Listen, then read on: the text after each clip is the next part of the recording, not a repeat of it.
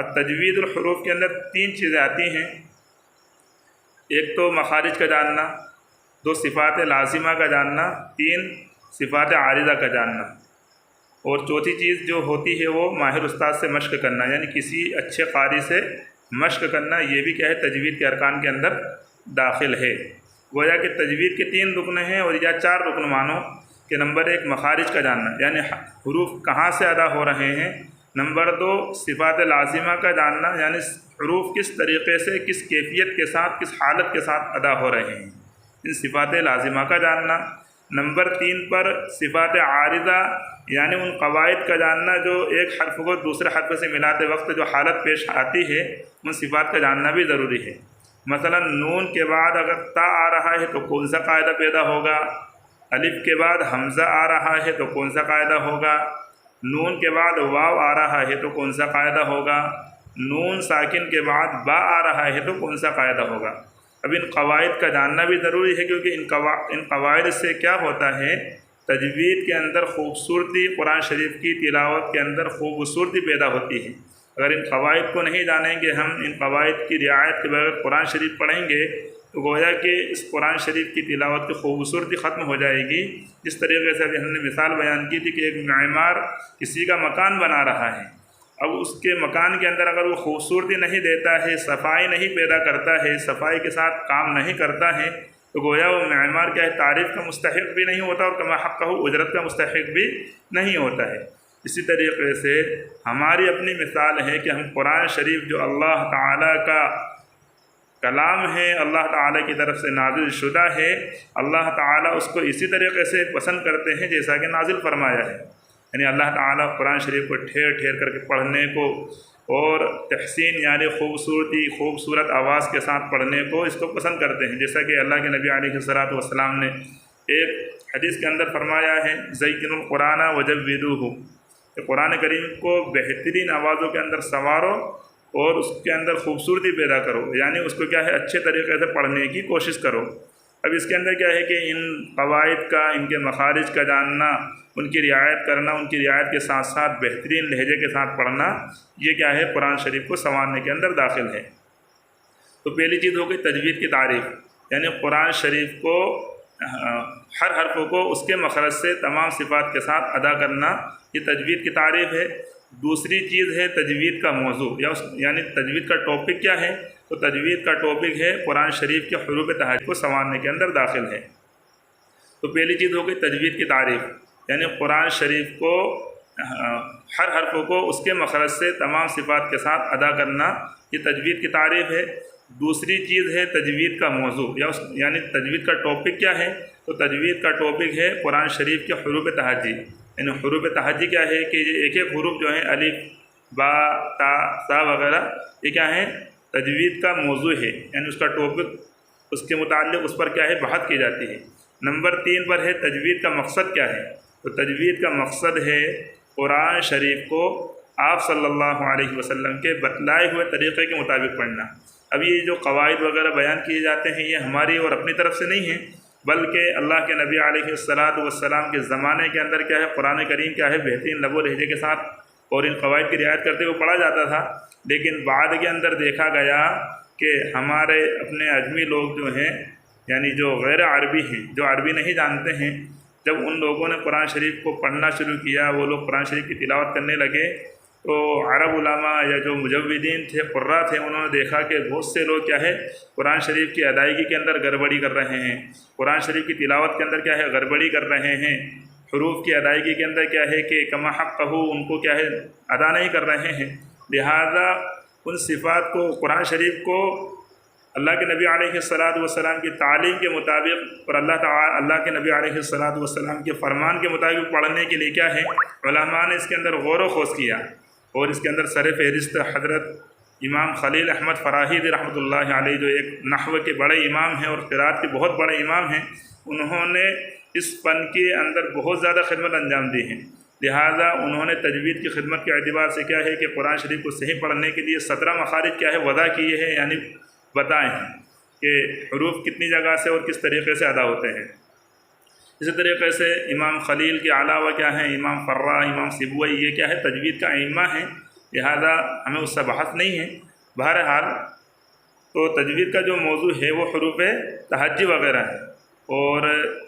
تجوید کا جو مقصد ہے قرآن شریف کو آپ صلی اللہ علیہ وسلم کی جیسا بھی بتا رہے تھے کہ تجوید کا مقصد قرآن شریف کو آپ صلی اللہ علیہ وسلم کی بتلائے ہوئے طریقے کے مطابق پڑھنا۔ اب یہ سوال ہو سکتا ہے کہ اللہ کے نبی علیہ الصلاۃ والسلام کے زمانے کے اندر تو یہ قواعد تھے نہیں، تو ابھی بتایا کہ دیکھیے اللہ کے نبی علیہ الصلاۃ والسلام کے زمانے کے اندر کیا ہے کہ قرآن شریف جیسا نازل اللہ کے نبی علیہ الصلاۃ والسلام پر کیا جاتا تھا، اللہ کے نبی صحابہ کو اسی طریقے سے بتلاتے تھے، اور صحابہ کرام رضوان اللہ علیہم اجمعین اللہ کے نبی علیہ الصلاۃ والسلام سے سن کر کے دوسروں تک پہنچے ہیں قرآن شریف کو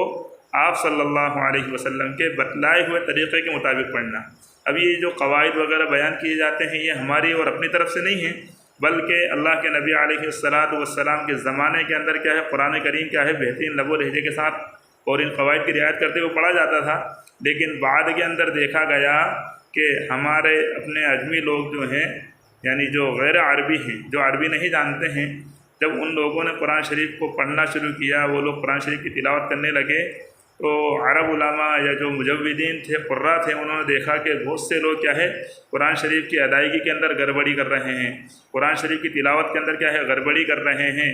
حروف کی ادائیگی کے اندر کیا ہے کہ کما حقہ ان کو کیا ہے ادا نہیں کر رہے ہیں، لہذا ان صفات کو قرآن شریف کو اللہ کے نبی علیہ الصلاۃ والسلام کی تعلیم کے مطابق اور اللہ کے نبی علیہ الصلاۃ والسلام کے فرمان کے مطابق پڑھنے کے لیے کیا ہے علماء نے اس کے اندر غور و خوض کیا، اور اس کے اندر سر فہرست حضرت امام خلیل احمد فراہیدی رحمۃ اللہ علیہ جو ایک نحو کے بڑے امام ہیں اور قرات کے بہت بڑے امام ہیں، انہوں نے اس فن کے اندر بہت زیادہ خدمت انجام دی ہیں، لہٰذا انہوں نے تجوید کی خدمت کے اعتبار سے کیا ہے کہ قرآن شریف کو صحیح پڑھنے کے لیے 17 مخارج کیا ہے وضع کیے ہیں، یعنی بتائے ہیں کہ حروف کتنی جگہ سے اور کس طریقے سے ادا ہوتے ہیں۔ اسی طریقے سے امام خلیل کے علاوہ کیا ہیں امام فرا، امام سبوئی، یہ کیا ہے تجوید کا ائمہ ہیں، لہذا ہمیں اس سے بحث نہیں ہے۔ بہرحال تو تجوید کا جو موضوع ہے وہ حروف تہجی وغیرہ ہے، اور تجوید کا جو مقصد ہے قرآن شریف کو آپ صلی اللہ علیہ وسلم کی جیسا بھی بتا رہے تھے کہ تجوید کا مقصد قرآن شریف کو آپ صلی اللہ علیہ وسلم کی بتلائے ہوئے طریقے کے مطابق پڑھنا۔ اب یہ سوال ہو سکتا ہے کہ اللہ کے نبی علیہ الصلاۃ والسلام کے زمانے کے اندر تو یہ قواعد تھے نہیں، تو ابھی بتایا کہ دیکھیے اللہ کے نبی علیہ الصلاۃ والسلام کے زمانے کے اندر کیا ہے کہ قرآن شریف جیسا نازل اللہ کے نبی علیہ الصلاۃ والسلام پر کیا جاتا تھا، اللہ کے نبی صحابہ کو اسی طریقے سے بتلاتے تھے، اور صحابہ کرام رضوان اللہ علیہم اجمعین اللہ کے نبی علیہ الصلاۃ والسلام سے سن کر کے دوسروں تک پہنچاتے تھے اسی طریقے سے جیسے اللہ کے نبی سے سنا۔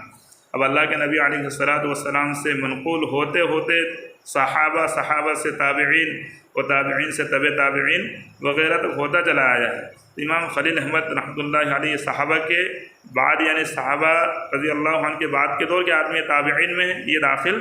مانے جاتے ہیں، لہذا انہوں نے قرآن شریف کو تجوید کے ساتھ پڑھنے کے لیے کیا ہے کچھ قواعد تجوید کے وضع کیے ہیں، مخارج ہے، صفات وغیرہ ہیں، ان صفات کو جاننا، ان مخارج کو جاننا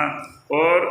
ان صفات عارضہ کو جو ایک ہمارا قرآن شریف پڑھنا اللہ کے نبی علیہ الصلاۃ والسلام کے فرمان کے مطابق ہوگا۔ اب دیکھیے ابھی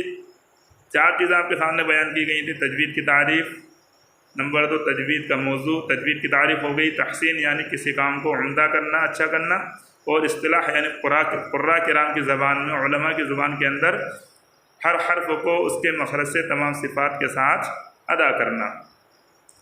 نمبر 3 پر ہے تجوید، نمبر 2 پر ہے تجوید کا موضوع یعنی تجوید کا ٹاپک کیا ہے، تو حروف تہجی وغیرہ ہے قرآن شریف کے الف با تا ثا الی آخرہ۔ اور نمبر 3 پر ہے تجوید کا مقصد کیا ہے،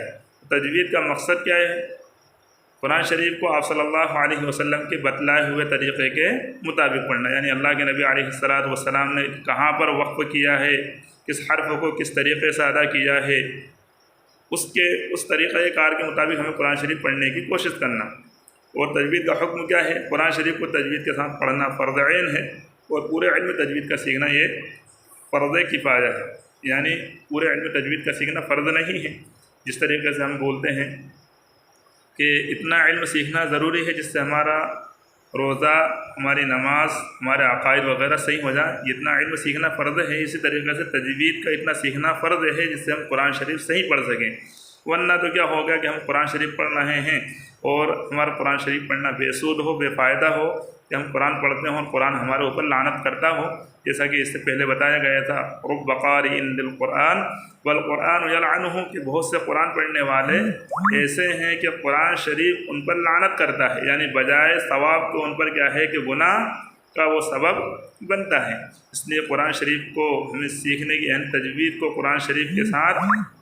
شریف کو تجوید کے ساتھ پڑھنے کی کوشش کرنا ہے، تجوید کو سیکھنے کی کوشش کرنا ہے۔ اتنا ہمیں سیکھ لیں کہ ہم حروف کی ادائیگی کما حقہ صحیح کر سکیں اور اللہ کے نبی علیہ الصلاۃ والسلام کے فرمان کے مطابق ہم قرآن شریف پڑھ سکیں۔ یہی کیا ہے تجوید کا تعارف ہے، لہذا کیا ہے ان قواعد کی رعایت کرتے ہوئے انشاءاللہ ہم پڑھنے کی کوشش کریں گے تو ہمارا پڑھنا بھی فائدہ مند ہوگا اور یہ ثواب کا کیا ہے ذریعہ اور سبب بنے گا انشاءاللہ۔ آج اس ٹاپک پر کیا ہے کہ اتنی ہی ہم بات کر رہے ہیں، اور آئندہ انشاءاللہ ہم کیا ہے کہ مخارج کی ترتیب شروع کریں گے، حروف کی ادائیگی کی ترتیب ہم بتائیں گے اور قواعد وغیرہ انشاءاللہ ہم وقتاً فوقتاً بیان کریں گے۔ اللہ تعالیٰ سے دعا ہے کہ اللہ تعالیٰ مجھے اور آپ کو صحیح معنوں میں علم نافع نصیب فرمائے اور قرآن شریف کے ساتھ سچی محبت اور وابستگی نصیب فرمائے، آمین۔ وآخر دعوانا الحمدللہ رب العالمین۔